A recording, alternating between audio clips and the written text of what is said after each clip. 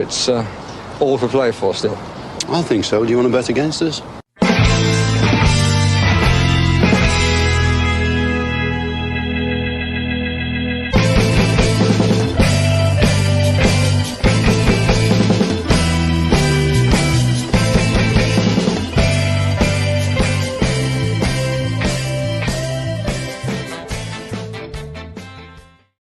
Hello, Aston Villa fans, and welcome to For the Love of Paul McGrath podcast. Very quick match preview, hot in the heels of a match review we did for Crystal Palace.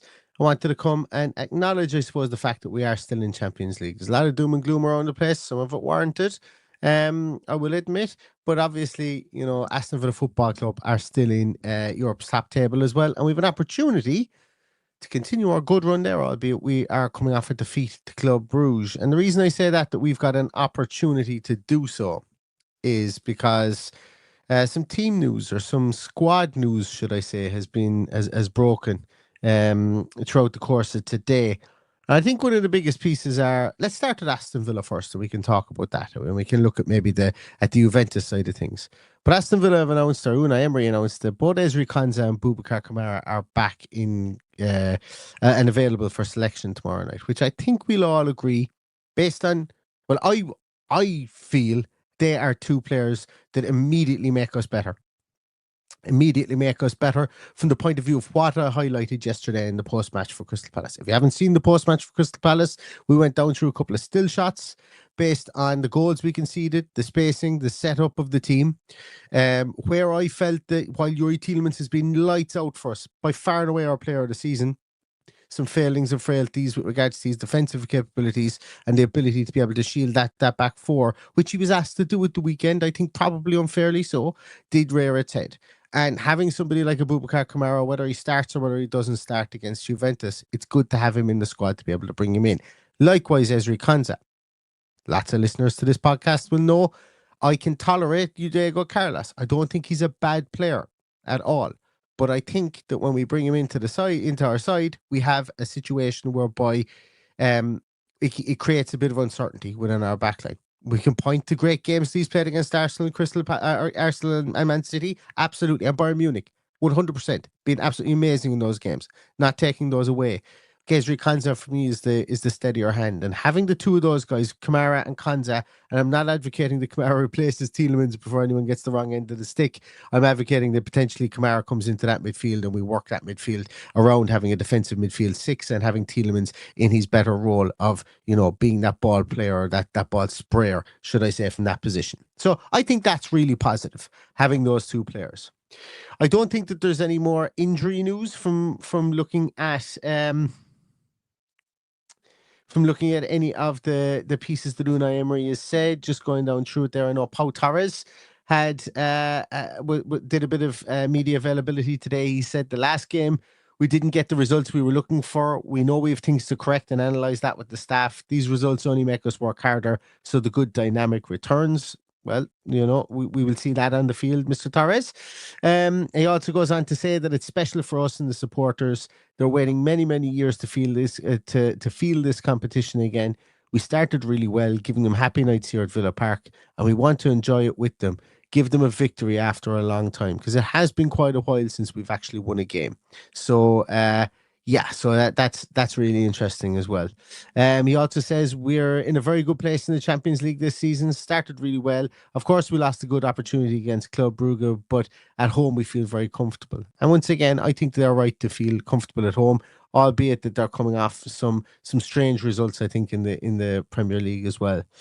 Unai Emery is quoted as saying, in a message for the fans, saying to enjoy it, and that he wants to enjoy it. He wants to be competing, and that they're here in the Champions League trying to be consistent. And a win against Juve would very, very much be welcome, I think, putting the club on 12 points. 12 points after 5 games, which I think is would be a splendid number. Specifically, I think with who have we left to come? Monaco, Leipzig, and Celtic left to come. Also, Unai Emery says in the squad we include Konsa and Boubacar Kamara. for tomorrow, but we won't have Amadou Onana or Ramsey. I didn't expect either of those two players to be there at all. Unai Emery then goes on also to say that that they are very strong defensively, not only with the ball but without the ball. They're building a team, trying to keep consistency and dominating matches with the ball, but defensively trying to be strong positionally. Maybe with Vlahovic or without Vlahovic, he says it could be different. Now, we subsequently know that Dusan Vlahovic is not in the travelling party for to travel with Juventus, and I'm just going to see if I can bring up the travelling party here. I think Stato had something up on it. Dale had named all the players that were actually going to be traveling, and he does. Here, I'm going to share this. I'm going to see if I can share this because there still are issues with my streaming service, and it won't allow me. Yeah, it won't allow me. So silly. It won't allow me share my screen. I think it might be time to. Oh wait, maybe I'm doing it a disservice. Share this window. Will this work? How? I got it. I love it when a plan comes together. So this is Stato has up the Juventus squad, who's going to be, and we will see that we obviously don't have Douglas Luiz in there. We don't have another Aston Villa player, Weston McKennie, who we all know absolutely definitely must have signed for Villa and was sold on again. There was so much talk about Weston McKennie going to Aston Villa at some stage, and they don't have Dusan Vlahovic as well. So yeah, Paddy's in the comments. Paddy is traveling at the moment, so glad to see he's here. But the Juventus squad consists of Matteo Perin, Carlo Pinsoglio, and Michele De Gregario. Gatti, Danielo, Kalulu, Cambiaso, Savona, and Roy are the defenders.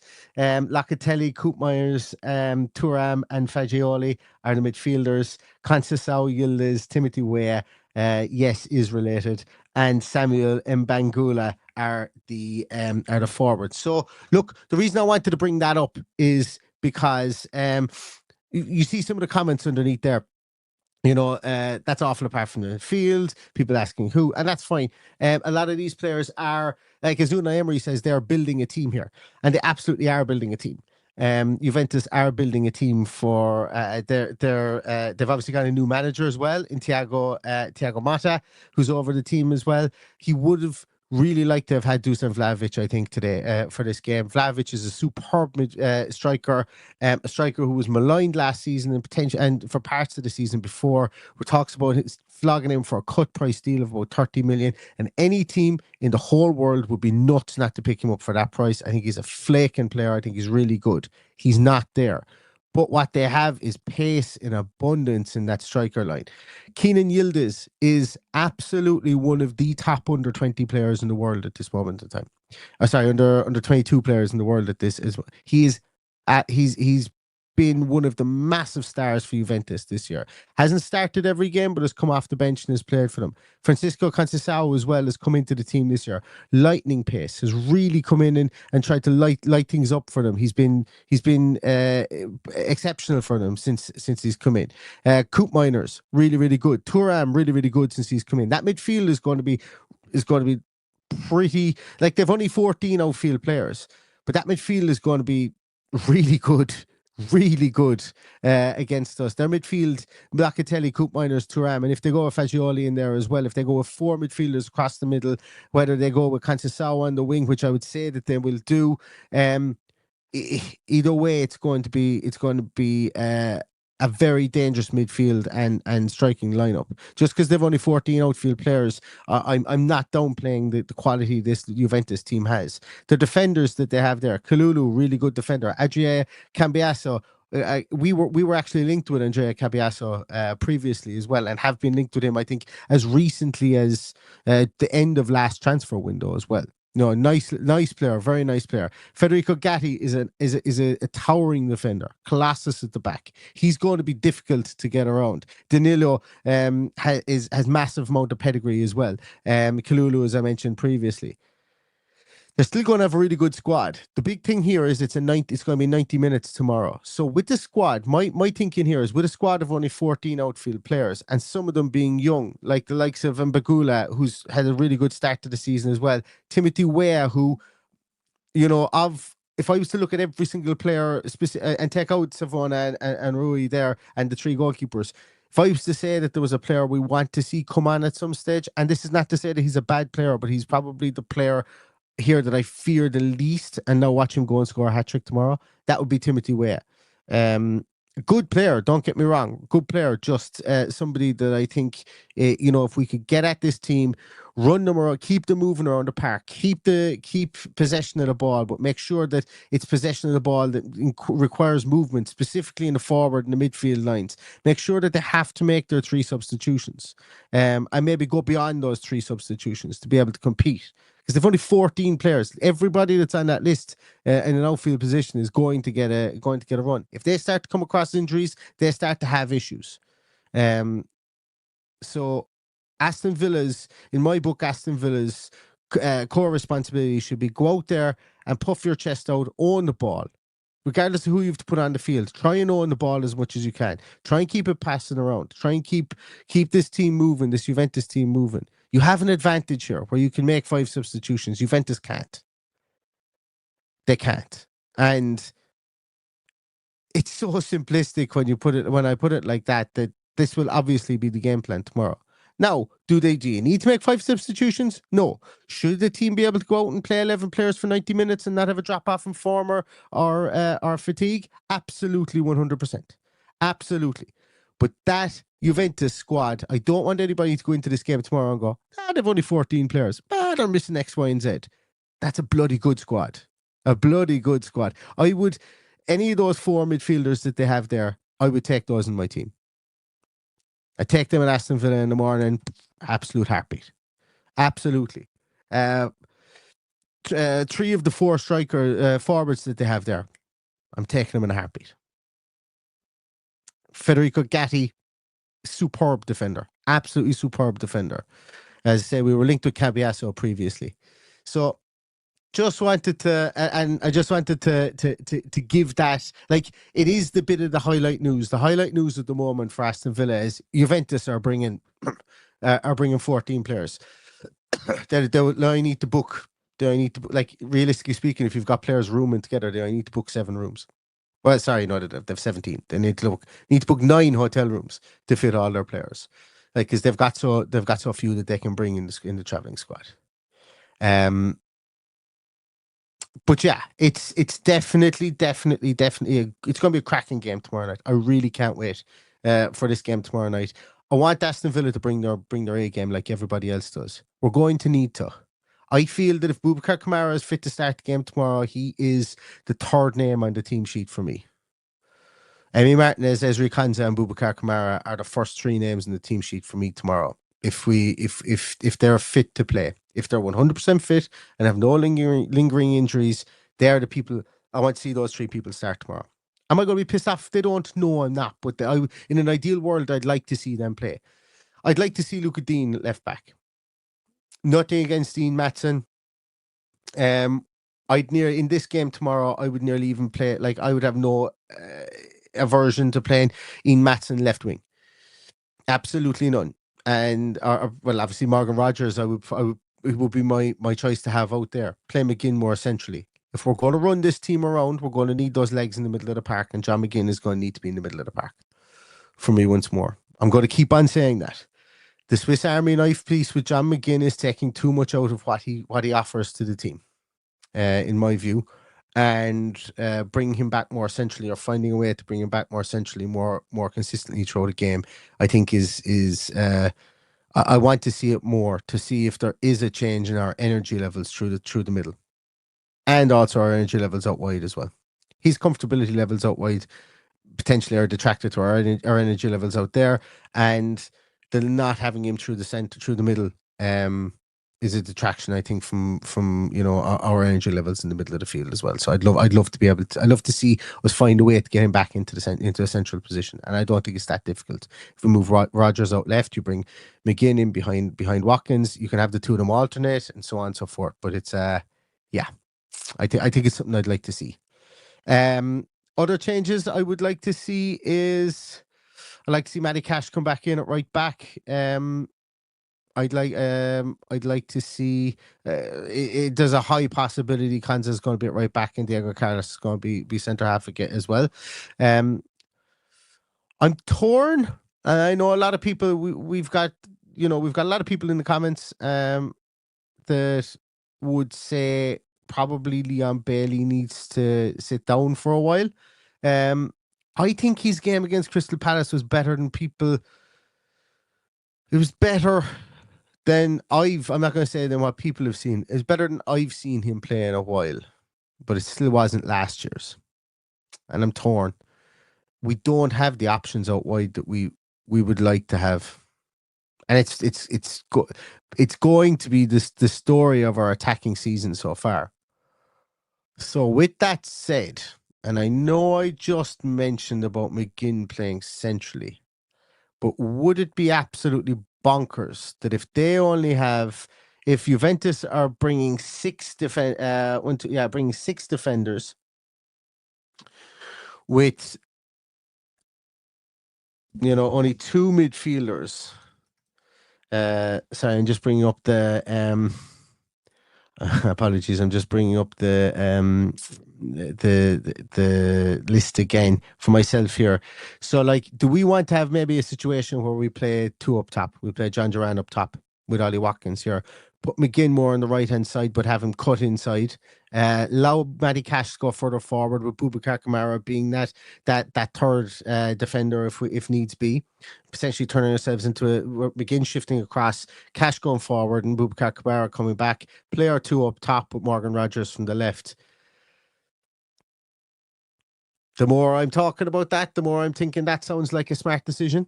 In an instance like this, do we go after their back four like that? Considering that Nicolas Savona is a right back, albeit he's a towering right back. I think he's about 6'4", 6'5", big boy, big man. Only played 12 times for Juventus so far. Then you've got the other lad on the other side. He's what did I say his name was? Jonas Rui, I think is how you pronounce it. Yeah, he's only 20. Another is a central defender. I think he is. He's about 6 foot. Another tall guy as well. He's only played for Juventus twice. He's Swedish under-21 international. Do we go at their back four? Is that smart? I don't know. It's not really smart to go at an Italian team's back four at any given time. Specifically as well, considering that they've got an absolutely brilliant midfield. In my view, they have an absolutely brilliant midfield. Do we go at their back four in the hope that we have to run, that we get to then keep their midfield on their toes, whereby they're consistently moving? With the fact there's only four of them, then does that roll in a substitution? Does that dictate a change of formation for them if they have to bring a Timothy Weah on, if they have to bring an Imbagula on?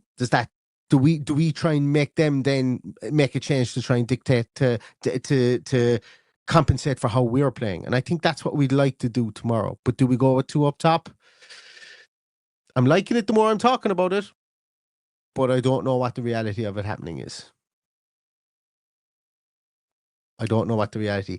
And Sai says there we need to flood the midfield, including McGinn. I think if you go with your two up top and Boubacar Kamara drops in when we're out of possession and brings McGinn in midfield and allows Matty Cash to go further forward, keeping our back three as it is, with Kanza, Kamara, and then Pau Torres can push up further forward if we do need to have that ball playing, or if the ball comes back to him and we do need to play that ball forward like he's so good at doing. Like his ball for Ollie Watkins' goal at the weekend was just brilliant. So does that give us more flexibility from that point of view? When we're out of possession, then can we shuffle everything across? Can maybe Ollie Watkins come back into that left channel, or John Durand come into that left channel? Morgan Rogers comes a bit more centrally. So if we do get the break, he can break from more centrally, and it then increases our ability to counterattack. He's breaking more centrally. We've got McGinn, won't be as central, but it gives him the opportunity to bomb forward with Matty Cash moving into midfield to take his place, if that makes sense as well. I don't know, does it make it more does it make us more compact in defense, and then does it make us more elaborate then when we break in transition? Theoretically it does, but obviously there's going to be Juventus players set up in the field, so will they stop our counter attack? Italian teams are absolutely always great at that. Always great. One of the biggest things that the Italian teams don't get enough credit for is the fact that they everybody thinks that they just have a great back four, but where a lot of the and I don't know if I'm using this word incorrectly, the catenaccio is that the defensive mindset that Italian teams master. A lot of that comes from work in midfield and space blocking in midfield and unit moving and that shape work in midfield. They were so far ahead of their game with that shape work in midfield that it was it made the game look slow at times because teams couldn't get around it. And then Italian football over time was seen as, it's a slower paced game. It's not. It's more of a game of chess because everything is moving in unison in midfield, and that's what I love about watching good Italian teams, the likes of Juventus, the likes of the Milans and Napoli and Roma to a lesser degree as well. So it's going to be really interesting to see how we move those players around. Going to be interesting to see what we can do. Do we come out and do we let it all run down our leg again, like we have been doing kind of the last few weeks? Or do we come out and have that renewed mindset that new competition, have to get back up on the horse here? A win puts us in a huge position in this competition. A loss drags us back into the pack again. What do we want to do? Is the carrot here a bit better for us to be able to win this one and give it all for this, knowing that we've got Chelsea at the weekend, early start on the Sunday? I don't know. It's going to be an interesting conundrum, but we'll find out what the team looks like. We'll find out if we do go with two up top. Unai Emery has been more likely to try things like that in the Champions League so far, so maybe we see it. I don't know. But we will be back tomorrow with a team sheet tantrum for you guys, and also on the final whistle podcast as well, to discuss everything that goes on in the game, the good, the bad, and the ugly. With regards to that, I just want to say thank you so much to everybody watching and listening to this. It's an impromptu podcast in the middle of nowhere. Usually do these at 9:30 at night. So thanks a million to everybody for watching, and also thanks to the Juventus fans there. Enzo, thank you so much for joining us. You're a Juventus season ticket holder, 25 years, and you'll be at Villa Park tomorrow night. Well, I hope you have a good time before and a good time after the game, but I hope the game goes in Villa's way. And thanks a million for stopping by. We love when opposition fans come here and let us know that they're around, because look, the game of football should be enjoyed by everybody. It's not. I don't think it should be as tribal as it is sometimes. So it's great to have that knowledge and that banter with other teams' fans as well. So thanks a million for joining. And if you have any friends that you think might want to watch this and might get something from it, tell them go and watch For the Love of Paul McGrath podcast. We'd be absolutely delighted to see it. Paul Roberts is flying over tomorrow morning at 5 to 6 for the game. Paul, bring back the 3 points for us if you can as well. There's also a couple of guys here that in the Connacht lines that are flying over for it as well tomorrow. Ian, if you're watching, best of luck with it and safe travels as well over. And there's a ton of lads, I think, from down in Limerick, and definitely a lot of lads from Dublin that are travelling over as well. I just can't remember all those names. So best of luck to everybody who is traveling over there. But we will be back tomorrow with Team Sheet Tantrum and post-match podcast. Until then, everybody, stay safe, stay healthy, and all that's left to say is up the Villa.